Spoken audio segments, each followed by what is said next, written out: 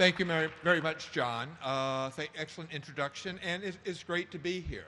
Okay, it's an honor to be here. It's kind of what a wonderful event this is.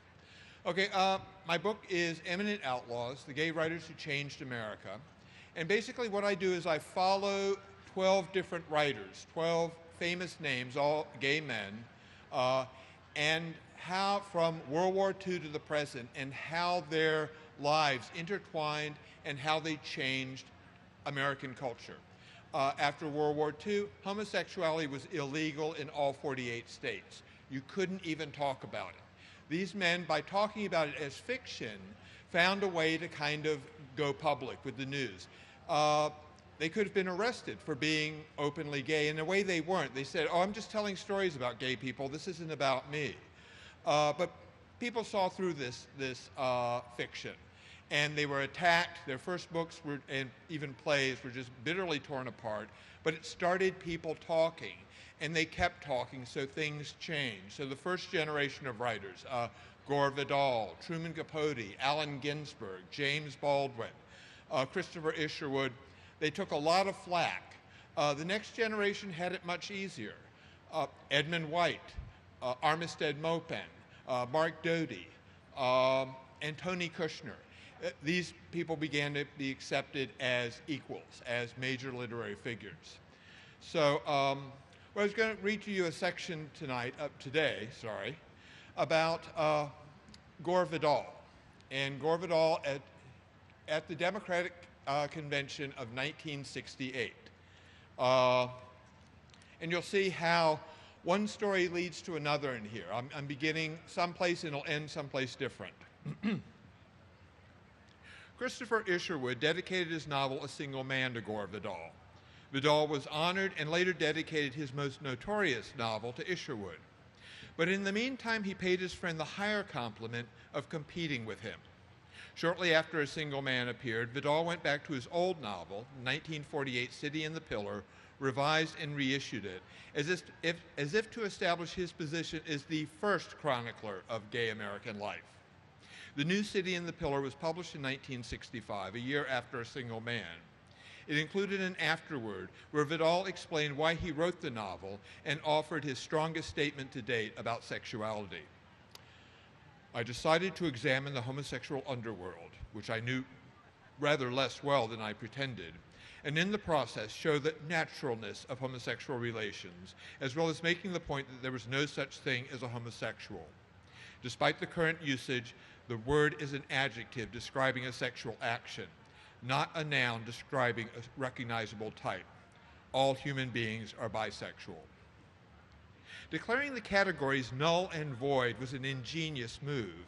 It suggested a whole new approach to sexual tolerance, and it put Vidal himself above the name-calling of the mid-1960s. He couldn't be called a homosexual. There was no such animal. Yet the position left him standing outside when the ground shifted in the next decade. Gore Vidal remained a man of many hats and enormous energy.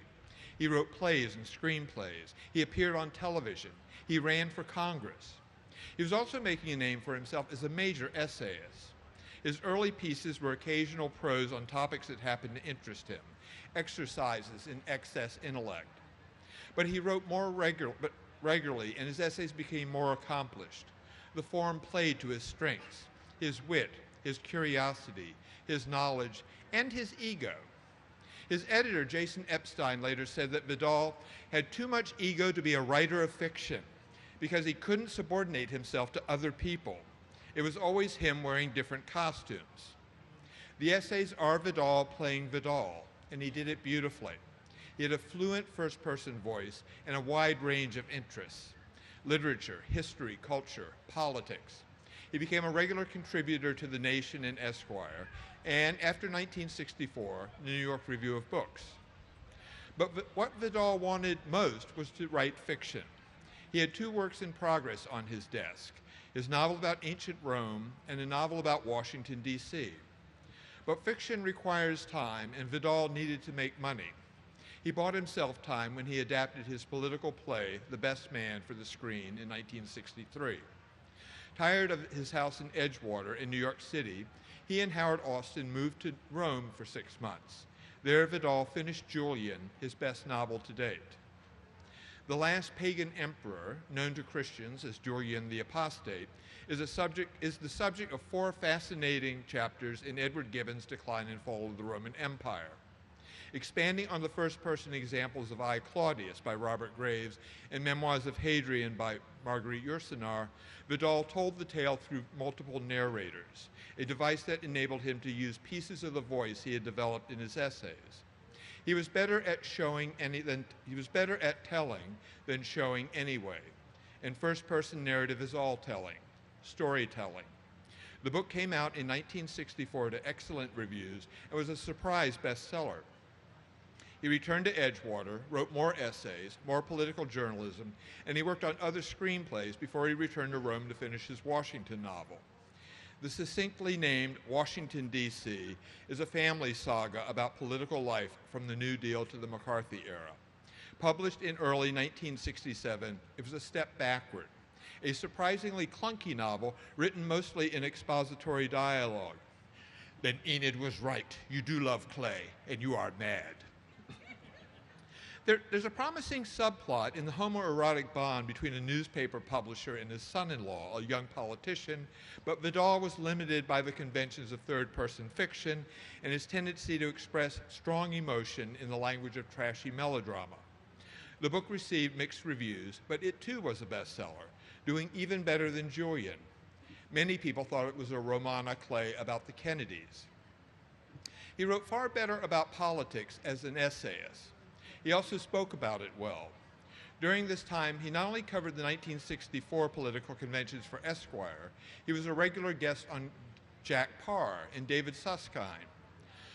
My entire life is now devoted to appearing on television, a pleasant alternative to real life, he wrote to his friends.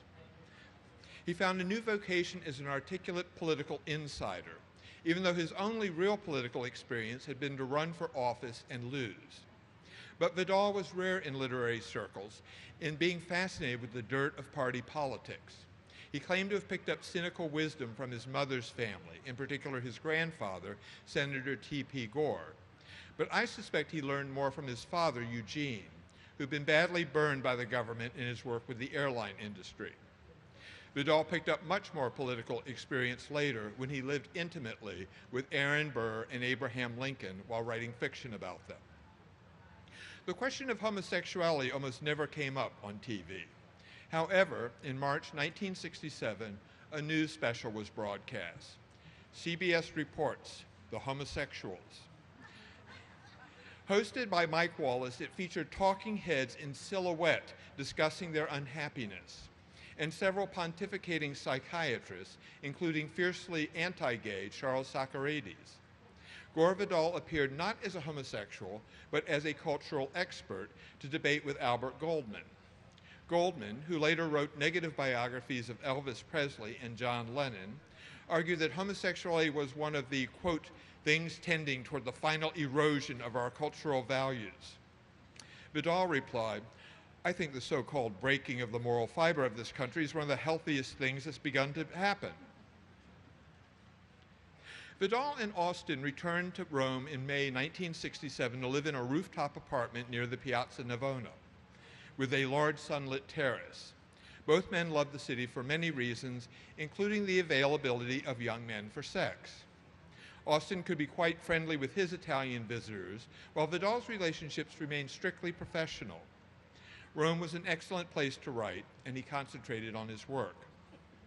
Kenneth Tynan had asked for an erotic sketch for a show he was putting together, O Calcutta.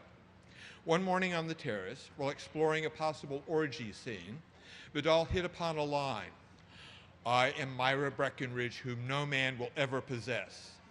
His imagination took off in a new direction, and he followed it, forgetting Tynan and starting a novel. He wrote the first draft of Myra Breckinridge in a month-long burst of creativity. A wildly inventive comic fantasy about a movie scholar who changes his sex and goes to Hollywood, Myra Breckinridge's half parody, half lyric celebration. It suggests an American Orlando. But where Virginia Woolf's cross-gendered fantasy is soaked in British literature, Vidal's is soaked in American movies.